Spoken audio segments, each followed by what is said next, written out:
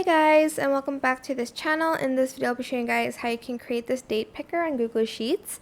So there's like this date rows. I'm just going to select everything and I'm going to select data validation, and I will select add rule. Under criteria I'm just going to select as valid date, select done, and I'm just going to quickly select some dates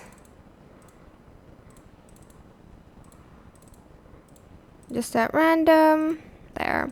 And then in the day section, type in the equal sign, select text, select this cell, comma, quotation mark, and I'm just going to type in D 4 times, close parentheses, enter. And I'm just going to also check in the autofill, and for the month, it's the same thing but with M. So I'm just, keep on doing that. And 4 times, parentheses, enter autofill. As also year, you use the Y.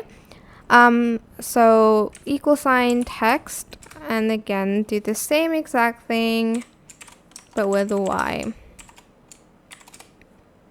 It's the same. So yeah, that's it. I hope this tutorial was helpful for you guys.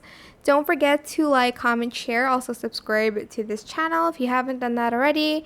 If you have any more questions, just leave it in the comment section down below. I will try my best to answer them all for you guys.